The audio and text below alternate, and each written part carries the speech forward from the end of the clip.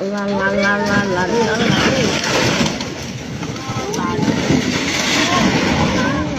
à, tụi nó cứ để nhớ cho tao à.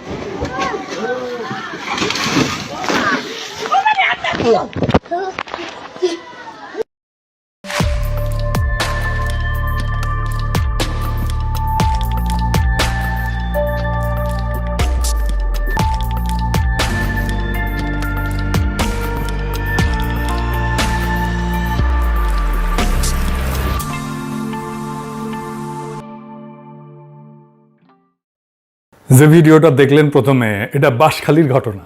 টানা 6 দিনের ভারী বর্ষণ আর পাহাড়ি ঢলে সাঙ্গু নদী, ডলু নদী এবং হাঙ্গর খালের পানি বিপদসীমার উপর দিয়া বইতেছে। বাঁধ, ডিঙা, লোকালয়ে ঢুকছে পানি। অন্তত 15টা উপজেলায় 4.5 লাখ মানুষ পানিবন্দী। সবচেয়ে বিপর্যস্ত হয়েছে সাতকানিয়া।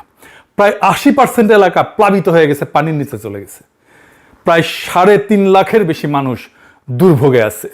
কি ভয়ানক অবস্থা! আমি আর সেগুলো দেখাইলাম না, আপনারা দেখছেন মনে হয়।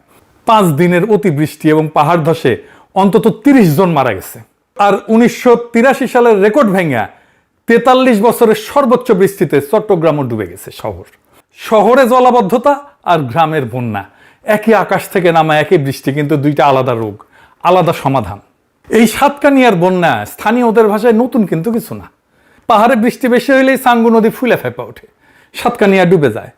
এটা তারা প্রজন্মের পর প্রজন্ম ধরে দেখতেছে, জানে, মানে সমস্যাটা প্রেডিক্টেবল, সবাই জানে এটা ঘটবে, ঘটতে পারে। কিন্তু রাষ্ট্রের প্রস্তুতি কি? কোনো প্রস্তুতি নাই।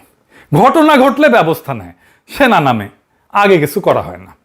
আজকের এপিসোড চট্টগ্রামের নগর ডোবা নিয়ে, এটা নিয়ে আগে আলাপ করে নিই, কারণ দুইটা জিনিস আলাদা, দুইটা সমাধান আলাদা। চট্টগ্রাম নগরটা আমাদের বুঝে দেখা দরকার। চট্টগ্রাম ডোবে, বারবার ডোবে। চট্টগ্রাম আমাদের দেশের সবচেয়ে সুন্দর মহানগর, আমাদের বাণিজ্যিক রাজধানী। আমাদের জন্য গুরুত্ব ঢাকার পরেই চট্টগ্রামের। আমাদের কালচারাল ক্যাপিটালও চট্টগ্রাম, আমাদের ইকোনমির হৃৎপিণ্ড। এই চট্টগ্রাম আর চট্টগ্রামের কি অবস্থা দেখেন। এই জলাবদ্ধতার সমস্যা তো একদিনে শুরু হয় নাই, এটা বিকট আকার ধারণ করছে 2002 সাল থেকে। চট্টগ্রামের স্থানীয় এই সংবাদটা দেখেন, 2022 সালে প্রকাশিত। এডিটর সাহেব তারিখটা দেখান। তারা বলতেছে এই সমস্যা 2 দশকে প্রকট আকার ধারণ করেছে। সবচেয়ে গুরুত্বপূর্ণ শিরোনামটা আছে টাইটেলেই। এডিটর সাহেব একটু হাইলাইট করে দেন। চট্টগ্রাম উন্নয়ন কর্তৃপক্ষ জানেই না এই সমস্যা কেন হইতেছে। কি অবস্থা, আজব কাণ্ড। আসেন এটা বুঝে দেখি যে আসল সমস্যাটা কোথায়। 2006 সালে আমি বাংলাদেশে যে কোম্পানিতে কাজ করতাম আর কি, ওই সময় নতুন জয়েন করছি, 1 মাসও হয় নাই। রাতে চট্টগ্রামের ম্যানেজার ফোন দিল, গভীর রাতে, কান্না কান্না স্বরে কইতেছে, স্যার বৃষ্টিতে আমাদের ডিপো ডুবে গেছে, সব ওষুধ পানির তলে, আমরা কিছু করতে পারতেছি না। বুঝতে না বুঝতেই বন্যার মতো পানি এসে সব ডুবাই ফেলছে। কয়েক কোটি টাকার ওষুধ পানির নিচে। পরদিন অফিসে যায় খোঁজ নিলাম, বিড়ি গিচ্ছিরি অবস্থা। জিজ্ঞাইলাম ওইখানে কেন ডিপো নিচ্ছেন আপনারা, পানি ওঠে জানেন না? কইল স্যার জিন্দেগিতে এই জায়গায় পানি ওঠে নাই, এবারই প্রথম। তার মানে প্রত্যেক বছর নতুন নতুন এলাকায় পানি উঠতেছে। আমার ছোটবেলায় চট্টগ্রামে অনেক সময় ধরে থাকছি। আমার বড় মামা থাকতেন চট্টগ্রামে ইস্পাহানি বিল্ডিংয়ে। স্কুলে যখন ছুটির মৌসুম আসতো, গরমের ছুটি, রোজার ছুটি, তারপরে গরমের ছুটি, রোজার ছুটি, তারপরে এসএসসি পরীক্ষার ছুটি, তখন যাইতাম চট্টগ্রামে। পাশেই বড় বাটালি হিল, ছোট বাটালি হিল, দাপাদাপি করতাম। ইস্পাহানি বিল্ডিং এর পিছিয়ে একটা পেঁচানো লোহার সিঁড়ি আছে, এখন আছে কিনা জানি না। নিচতলায় মেজর রফিক থাকতো, মানে আওয়ামী লীগের স্বরাষ্ট্রমন্ত্রী হয়েছিল। আমি এখনো স্বপ্নে মাঝে মাঝে ইস্পাহানি বিল্ডিং এর পাশের রাস্তাটা দেখি। আমার খুব ভালো সময় কাটছে। যাই হোক, এটা বললাম বোঝানোর জন্য যে চট্টগ্রাম আমার অনেক আপন আর কাছের জায়গা। তাই আমারও প্রশ্ন, চট্টগ্রাম ডুবে কেন? কেন বারে বারে চট্টগ্রামের নতুন নতুন এলাকা ডুবতেছে? অনেকে বলে খাল ভরাট, দখল, ময়লা, বৃষ্টি বেশি। ঠিক আছে, সব সত্য, কিন্তু এই উত্তরগুলা একটা জিনিস লুকায় রাখে। এগুলো লক্ষণ, রোগ না। কারণ এই একই শহরে 10,500 কোটি টাকা ঢালা হয়েছে গত 10 বছরে। খাল খোঁড়া হয়েছে, গেট বসানো হয়েছে, বিদেশি কনসালটেন্ট আসছে, মাস্টার প্ল্যান হয়েছে, কাম হয়েছে লবডঙ্কা। এরপরে এক পশলা বৃষ্টি হয়, মুরাদপুর বেঁচে যায়। তাহলে সমস্যাটা তো টাকার না, বুদ্ধিরও না। এত ইঞ্জিনিয়ার, এত পরিকল্পনাবিদ আছে, তাহলে সমস্যাটা কি? সমস্যার সমাধান করতে পারে না কেন? চট্টগ্রাম ডুবে কারণ রাষ্ট্র নিজেই শহরটাকে ভালো করে দেখতে পায় না। আর যেটুকু দেখে সেটা এক হাতে ধরতে পারে না, দায়িত্ব নিতে পারে না। এই কথাটার মানে কি, এটা একটু বুঝতেছি। আজকে এটা পুরো এপিসোড এটা নিয়ে আলোচনা করব। চট্টগ্রামকে আলাদা করে আমাদের বুঝতে হবে। কেন? চট্টগ্রামের জলাবদ্ধতা আর ঢাকার জলাবদ্ধতা এক জিনিস না। ঢাকার সমস্যা মূলত ড্রেনেজের, পানি নামে না, ড্রেন বন্ধ। চট্টগ্রামের সমস্যা জল বিজ্ঞানের, হাইড্রোলজির। এই দুইটা পুরো আলাদা। চট্টগ্রাম বসে আছে তিনটা শক্তির টানাপোড়েনের মাঝখানে। উপরে পাহাড়, বৃষ্টি হইলে পানি নামায়, সাথে নামায় বালি মাটি যেটা খাল ভরাট করে ফেলে। নিচে কর্ণফুলী আর সাগর, জোয়ারের সময় পানি উল্টা শহরে ঢুকায় দেয়। আর মাঝখানে শহর, যেটা দুই চাপের মধ্যে স্যান্ডউইচ হয়েছে। এই জন্যে চট্টগ্রামে শুধু খাল খুললে হবে না, জোয়ারের সময় খালের মুখ বন্ধ রাখা, ভাটার সময় খোলা, এই কাজটা করার জন্য লাগে স্লুইস গেট, টাইডাল রেগুলেটর। প্রকৃতি এই শহরকে এমন একটা বিশেষত্ব দিচ্ছে যেখানে টাইমিংই সব। কখন পানি ছাড়বেন, কখন আটকাবেন, আপনাকে খেলতে হবে প্রকৃতির সাথে, তার ইচ্ছার সাথে মিশে থাকার তরিকা বুঝতে হবে। কিন্তু প্রকৃতির সাথে খেলাটা কঠিন, অসম্ভব না। নেদারল্যান্ডের অর্ধেক দেশ সমুদ্রের নিচে, ঠিক আছে না দেশটা, এই টাইডাল ম্যানেজমেন্ট দিয়ায়, তাইলে ওরা পারে, আমরা পারি না কেন? এইখানে প্রকৃতির খেলা আর রাষ্ট্রের কারিশমা। রাষ্ট্র পারে না, ওরা পারে, ওদের রাষ্ট্র পারে, আমাদের রাষ্ট্র পারে না। কেন পারে না? ওই যে কইছিলাম রাষ্ট্র যা দেখতে পায় না তা শাসন করতে পারে না। আর ধরেন আপনার বাসার সামনে নালাটা কার? সিটি কর্পোরেশনের, চিটাগাং উন্নয়ন কর্তৃপক্ষের, ওয়াসার, আপনি জানেন না। এবার এটাই মূল সমস্যার প্রথম সূত্র। যে কোনো রাষ্ট্র একটা জিনিস শাসন করতে পারে কেবল তখনই যখন সে জিনিসটাকে পরিষ্কার করে দেখতে পায়। কে মালিক, কার দায়িত্ব, সীমানা কোথায়, দখলটা কার। যে জিনিস রাষ্ট্রের চোখে ঝাপসা সেটা রাষ্ট্র নিয়ন্ত্রণ করতে পারে না, হালকার উপরে ঝাপসাইয়া যায়। এই ব্যাপারটা নিয়ে একজন চিন্তাবিদ আছেন, জেমস স্কট, রাষ্ট্রবিজ্ঞানের লোক। তার একটা কথা আসছে, রাষ্ট্র যা পড়তে পারে না তা শাসন করতে পারে না। ইংরেজিতে বলে লেজিবিলিটি, মানে পাঠযোগ্যতা।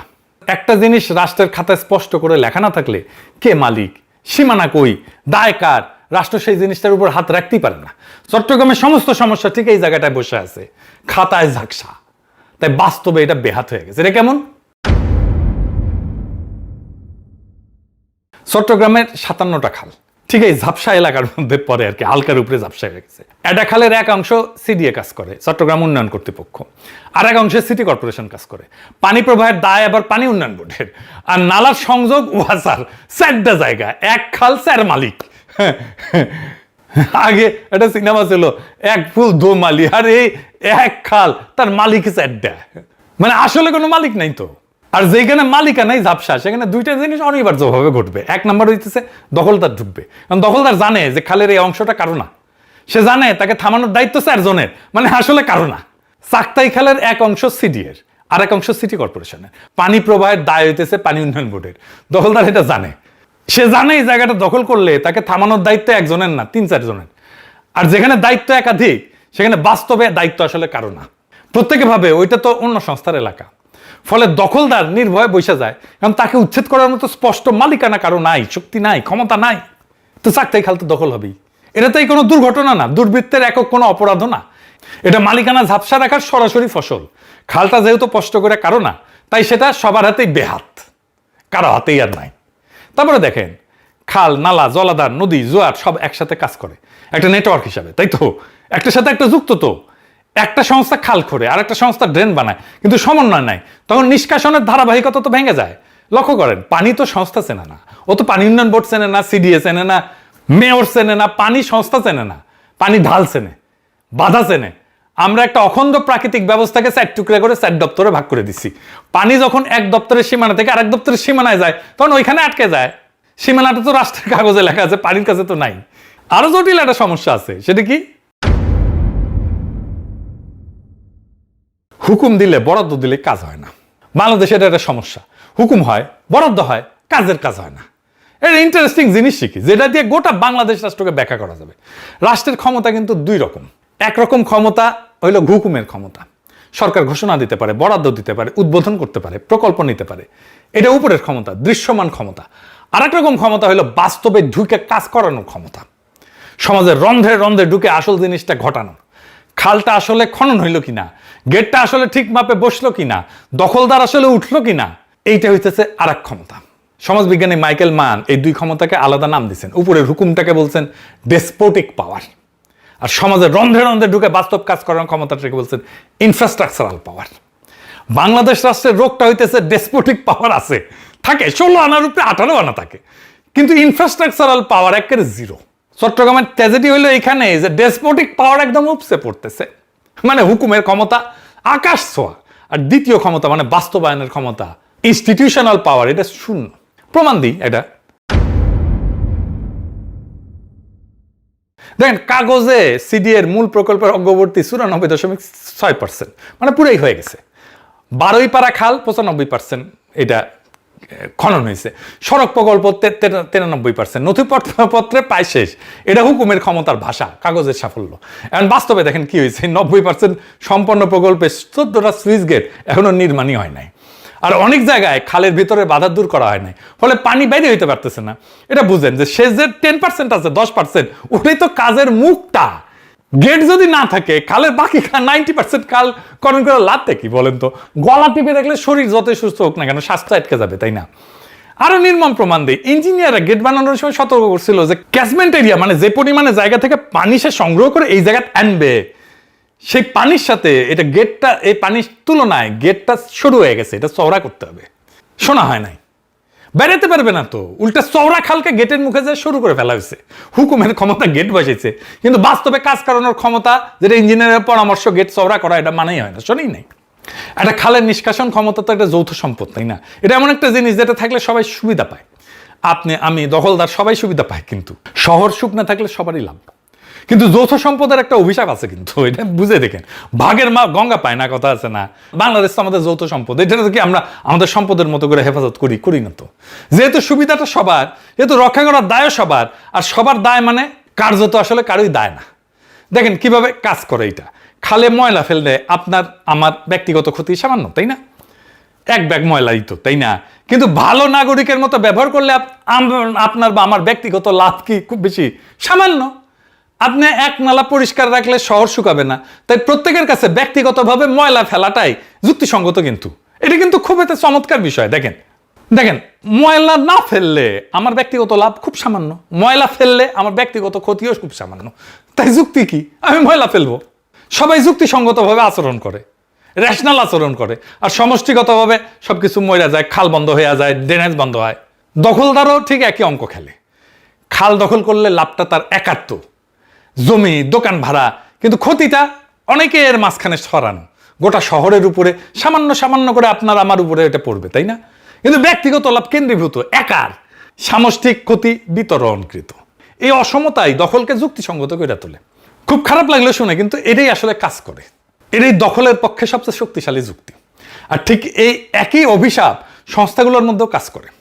স্যার, সংস্থা প্রত্যেকের নিজের অংশটুকু করলেই তার কাজ শেষ। পুরা শহর সুখ এলো কিনা সে দায় কার? সবার মানে তো আবার কারো না, মানে কারোই না।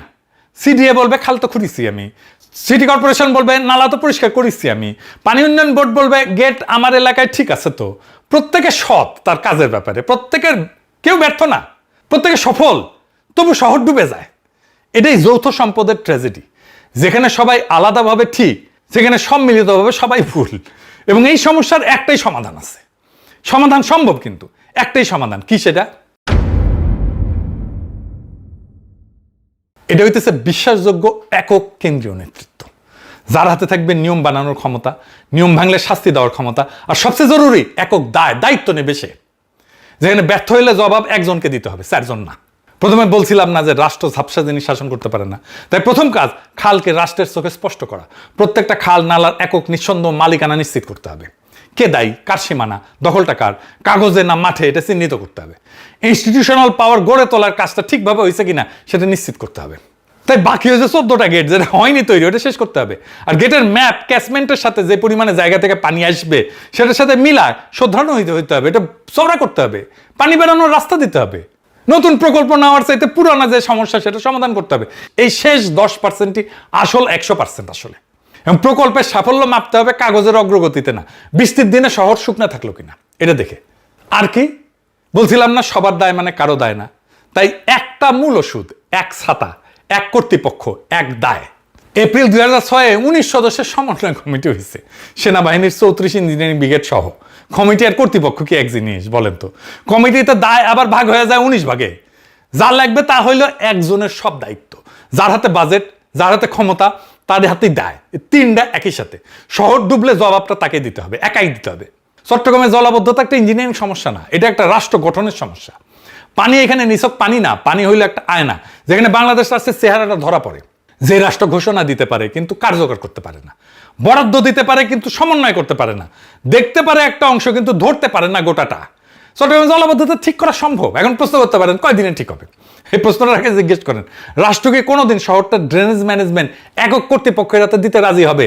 যেদিন একজন দায়িত্ব নেবে, বাজেট ক্ষমতার দায় তিনটা যখন এক হাতে, সেদিন থেকে 2 থেকে 3 বছর এই সমস্যার সমাধান হয়ে যাবে একবারে পুরাপুরি। তার আগে না, 200 বছরেও না। আপনি যত হাজার কোটি টাকা ঢালেন না কেন, লাখ কোটি টাকা ঢালেন না কেন, হবে না এটা। চট্টগ্রামবাসী আওয়াজ তোলেন, এক ড্রেনেজ কর্তৃপক্ষের হাতে চট্টগ্রামের জলাবদ্ধতার সমস্যার সমাধানের দায়িত্ব দিতে হবে। তাহলেই চট্টগ্রামবাসী এই জলাবদ্ধতার সমস্যা থেকে মুক্তি পাবে। ইনকিলাব জিন্দাবাদ।